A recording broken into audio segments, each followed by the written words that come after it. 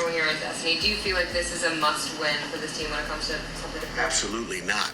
It is not an ACC game. I'm glad you brought that up. It is not an ACC game. I gladly get beat 103 or 110 to 10 in that game. They can put 100 up on us as long as we win the next two after that. But again, our focus is on Notre Dame and getting as many wins as we can. So those were the words of Pittsburgh head coach Pat Narduzzi ahead of their big game against Notre Dame this week. And I don't know about you, but if that's my head coach, that's not some words I want to be hearing. I am truly baffled by this. I've never heard a head coach say, I will gladly give up 103 points in a game. Gladly? I think I get the message he's trying to say, but the delivery was just pretty crazy with this one. And this will take us right into this game this week, which is game day this week. It's at noon on Saturday. Pittsburgh's at home against Notre Dame. They're number 22 according to the committee right now. Notre Dame's the number 9 team in the country. They're both 7-2. It has all the makings to be a great late season matchup, and Pat Narduzzi just throws this weird wrench in it here.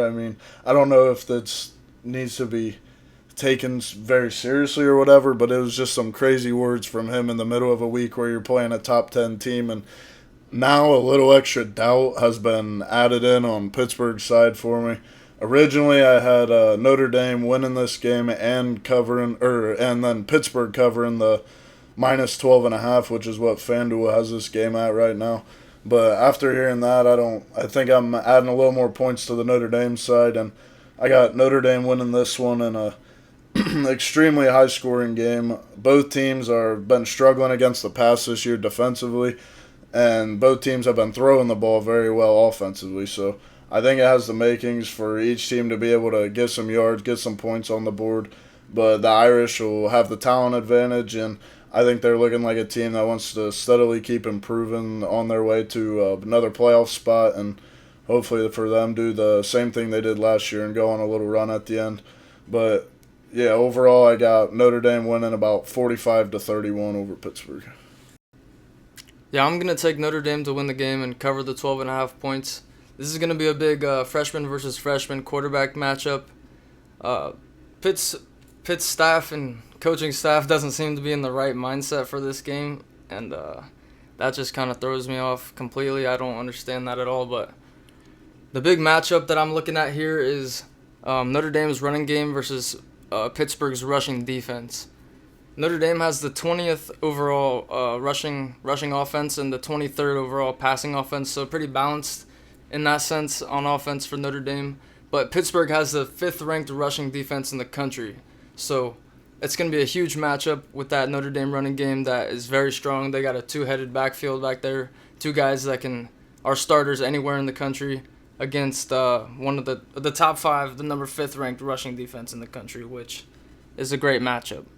So some keys to victory for Notre Dame are establishing the run game. I think they need to get a good run game going against the Pittsburgh defense, because if Pittsburgh can stop Notre Dame's run, then they could maybe force C.J. Carr to make a few mistakes, and that could be a path for them to win. I think Notre Dame also needs to limit the huge pass plays on defense. They haven't been the best pass defense in the country this year. They're actually ranked 78th in passing defense overall this year, which is not very good. They're usually at least top 20 in that category, having some big-name cornerbacks come out of Notre Dame in the past few years. But I think Pittsburgh, if they can get some turnovers in the game and limit the run game for Notre Dame and force C.J. Carr to make too many plays on offense, then I think that would be their path to victory. The next game on our list we're going to talk about is at 3:30 on Saturday, and it's a pretty big Big Ten matchup between number 21 Iowa and number 17 USC. Iowa's on the road at USC, so USC's favored by 6.5 according to FanDuel. There is, again, bad weather supposed to be coming in, just like Iowa's matchup against Oregon last week. I think that favors heavily for Iowa again to keep this game pretty close. The big matchup is Iowa's defense and USC's offense. USC has been able to run the ball well this year, so the weather hopefully for them doesn't affect them too much. I think that they can get some good sustained drives going and really the key when you're playing Iowa is not to turn the ball over. If you can control the ball, you don't make any mistakes, you're going to be in pretty good shape against them. They like to feed off the other team's mistakes is really that's their go-to, and that's what keeps them in it against a lot of these teams that are more talented than them. I see USC winning about 20-17, so I do have USC winning, but Iowa to cover the 6.5. I just see this game playing out very similar to their game against Oregon last week. USC, after this game, heads next week at number 8 Oregon. So USC still has big opportunities in front of them here to make the playoff and win another couple Big Ten games. And I think with their destiny in control, I think that I see them playing well in this game and continuing on and making a push for the playoff down the stretch here. Yeah, I see this one a little bit similar. I definitely think it's going to be a close game. I think the rain is going to play a huge factor in this game, and I think whoever's going to get the run game going the most is going to be able to win this game. And whoever can keep the ball in their hands, not turn the ball over as much, is also going to give them a great chance to win this game. So I'm actually not going to pick a winner in this game because of the variables. I think the weather is a crazy variable. It's going to pretty much just be whoever can run the ball and maybe a few trick plays here and there. That could be something you could throw in to win a game like this. But I'm going to take Iowa to cover the 6.5, but I'm not going to pick a winner in this game because I think it's going to be that close. The next game we're going to talk about for this week is the first of two big SEC games that are this week. Number 11, Oklahoma heads to number 4, Alabama. That's a 3:30 game. Alabama's favored by 5.5 right now, according to FanDuel. Really, there's a couple big stat indicators that pop out here. Oklahoma's defense is a top 5 rushing defense. They're number 2 in yards per game given up, while the Alabama offense has just really not been able to run the ball whatsoever.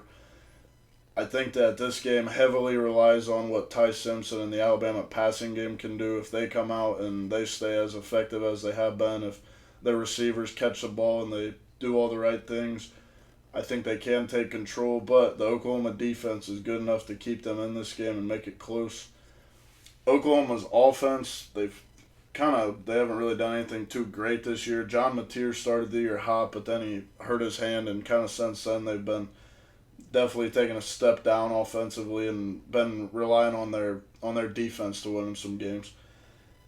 I see Alabama winning this game by probably around 7 to 14 points and covering the 5.5. They seem like a team that is just steadily working towards a playoff run here. They're sitting at 8-1 now. They've won 8 in a row since that bad Florida State loss all the way back in week 1, and I don't think Oklahoma's gonna bring enough to stop them. Yeah, Oklahoma has been disappointing in spots this year. The 23-6 loss to Texas and the close loss to Ole Miss were kind of games I expected them to win, and I expected them to have a huge breakout year and be one of the SEC frontrunners with the addition of John Mateer and another year under Brent Venables, but they've kind of been disappointing in that regard. But the Tide on the other side have been rolling since that loss to Florida State, and they look to keep that going. Some big matchups that I think stand out to me in this game are the Bama offense and the Oklahoma defense. Ever since Brent Venables got there after being the defensive coordinator at Clemson and establishing that culture for so many years, Oklahoma's defense has drastically improved since he's got there, and that's been kind of their bread and butter. And I think that's going to be a great matchup, the Bama offense and the Oklahoma defense. Some keys to victory for Oklahoma are explosive plays on offense. They have the guys to do it. John Mateer's a one-of-one quarterback. He can really do it all, but he just really hasn't found his groove this year, like you said, with the injury and stuff like that. Started off the season hot, but if they can also stop the run along with having some explosive plays on offense, I think that they will be in a good spot to win. Now, a key to victory for Bama, I think, is establishing the run. They haven't been able to run very well all year, and I think it's what's kind of been holding their offense back from being this super high-flying, explosive offense, because if you can't establish a run, people know you're passing, and that's not going to help anything. But even with that, Ty Simpson's had a great year, only throwing 1 interception, while their rushing offense hasn't been able to get going. But I think if they get the running game going against Oklahoma, that will give them a great chance to win. And with that, I'm going to take Alabama to win the game and cover the 5.5. The fourth game we're going to talk about is another big SEC matchup, and it's the night game at 7:30. Number 10 Texas heads to number 5 Georgia. Both of these teams still just have one SEC loss. Georgia's favored by 6.5 at home, according to FanDuel right now. This is really a giant matchup for Texas. They have a big opportunity down the stretch here. They still play at Georgia, and then they end the year with Texas A&M. So very well, Texas' opportunities to make the playoffs are still there. They are a top 5 rush defense and a not great pass defense. So I think a big key to the game is how Gunnar Stockton plays for Georgia.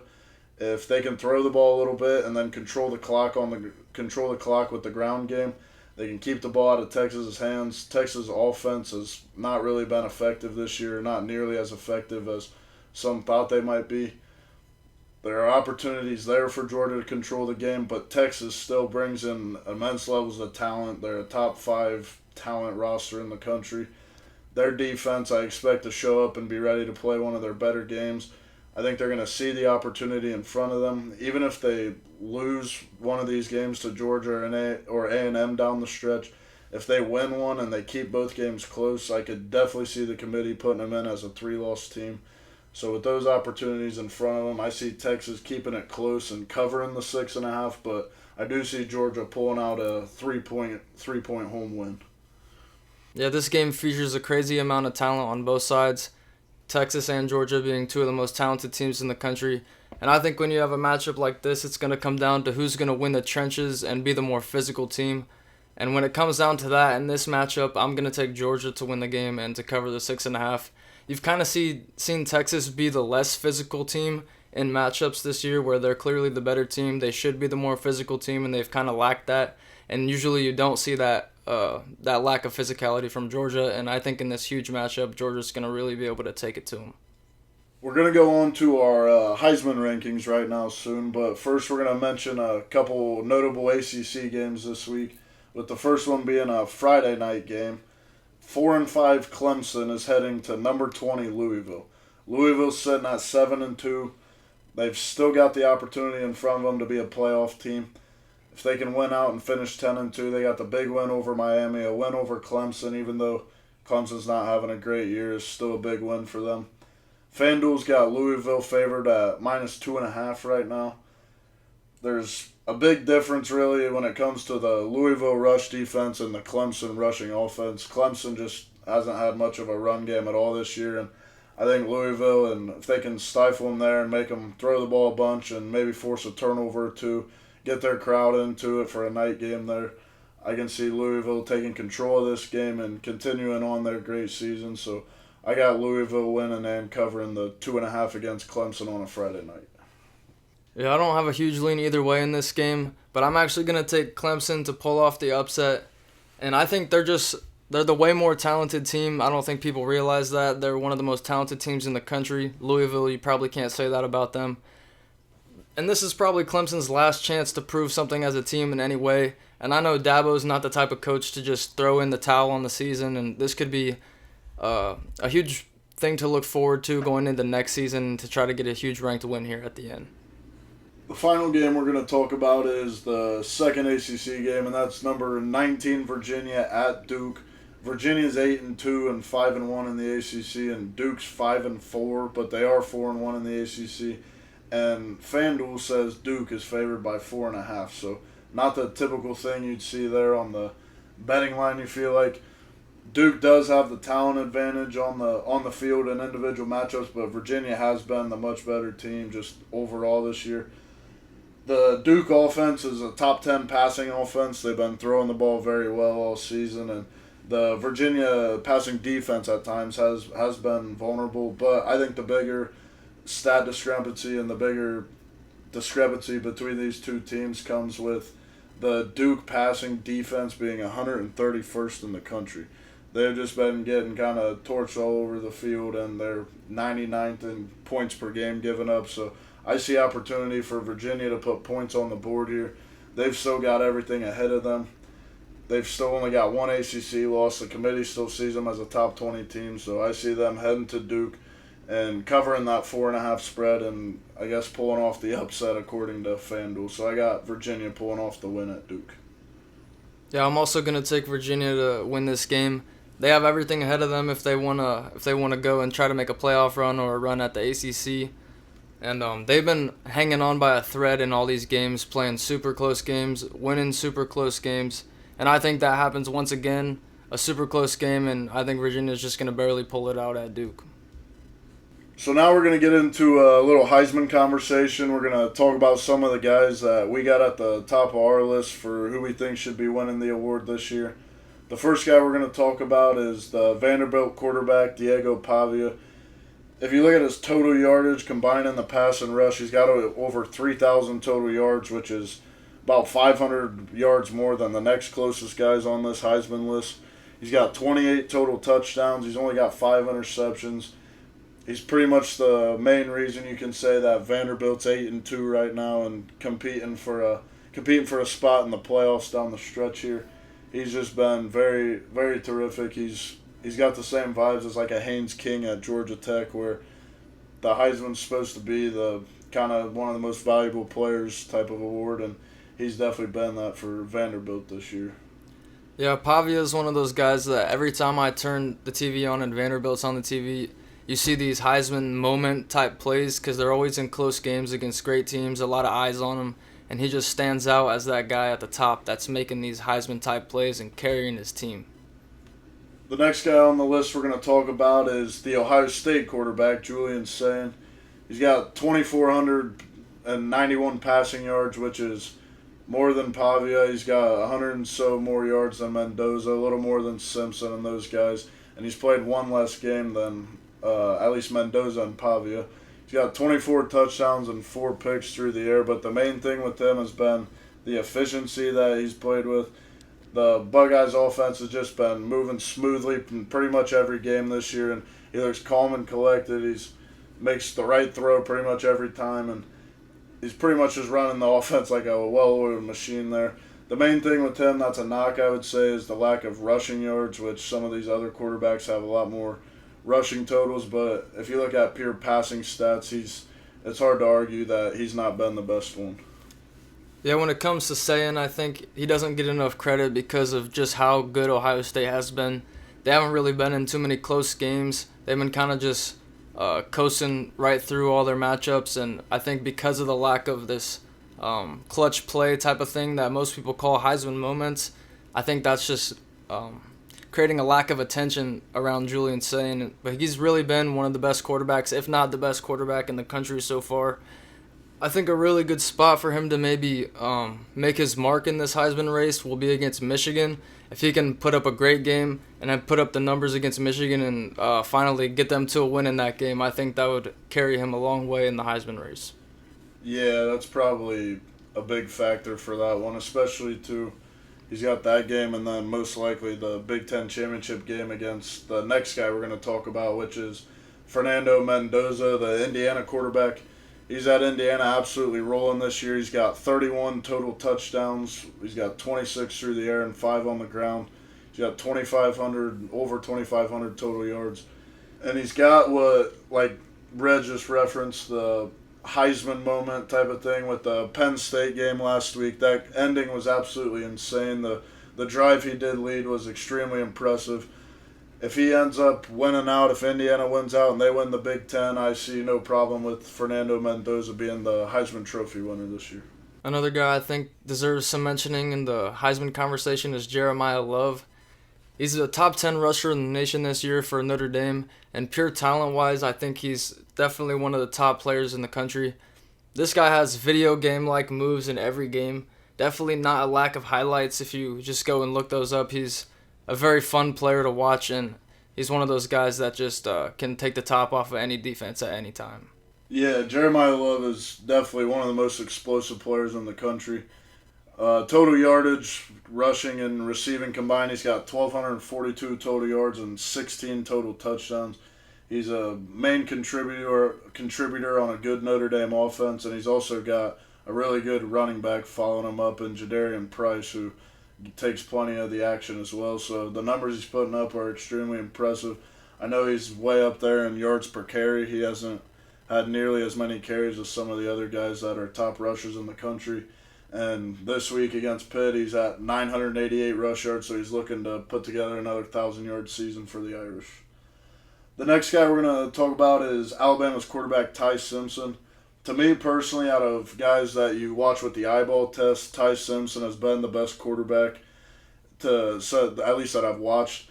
If I was an NFL scout, that's the guy I'd want to pick right now. He makes some incredible throws through tight windows. He looks like he can read defenses extremely well. His stats in terms of touchdown totals and yard totals are a little bit less than some of the other quarterbacks, but he does only have one interception this year, which is extremely impressive. And I think if he continues on the path he's been on and you get a guy like Sayin or Mendoza to slip up here at the end once, the Heisman Trophy's definitely there for the taking for Simpson. Yeah, Ty Simpson, he's kind of exactly what you want as a coach when it comes to a quarterback. He runs the offense super efficiently, doesn't turn the ball over, very accurate quarterback, very rarely misses throws. And at Alabama, that's kind of all you need with the weapons that they have. And if he keeps it going here, he could definitely be the Heisman Trophy winner. Yeah, this race still feels very up for grabs. If you look at the betting odds, Mendoza, according to FanDuel at least, Mendoza's 1, Sayin's 2 right now. And then there's a little bit of a gap to the next one. A lot of people are saying it might just come down to which team in the Big Ten wins out and which team wins in Indianapolis when they eventually do meet. But really, there's been a lot of impressive players this year, and I mean, there's still 4 or 5 guys it could easily go to. There's a couple of honorable mentions I wanted to throw in at the end here. Haynes King, the Georgia Tech quarterback. I know Reg and I are both big fans of him. He's put up 2,600 total yards passing and rushing combined. He's pretty much the machine that runs Georgia Tech, and he's got him in a great spot at 8-1 this year. Another good Heisman honorable mention is Jeremiah Smith, Ohio State's top receiver. He's put up 862 receiving yards and 10 receiving touchdowns this year. He's even got a rushing touchdown to go along with it. If you're looking at purely the most talented and just best player in college football, Jeremiah Smith's got a great argument to be that.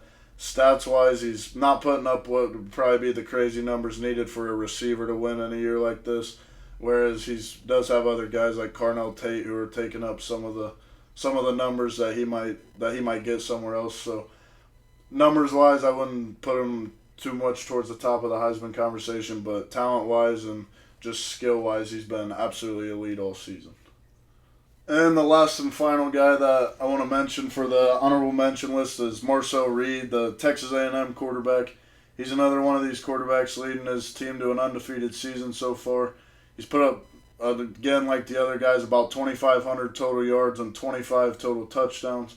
He does have 6 interceptions, and his completion percentage is 62%, which is a lot lower than some of these other quarterbacks. So really, efficiency is the main thing holding him back, but he's playing great football for Texas A&M. He impressed me all the way back early in the season against Notre Dame, and that was really where I got my first big introduction to how good Marcel Reed could be, and he deserves a valid shout-out there for what he's doing at Texas A&M. So that's all we got for you guys this week. We appreciate you tuning in, and if you're listening on Spotify, make sure you follow, and if you're listening on YouTube, make sure to click subscribe. And leave in the comments if you have anything to say. We'd love to hear what you guys have to say about some of the topics we talk about. And until next time.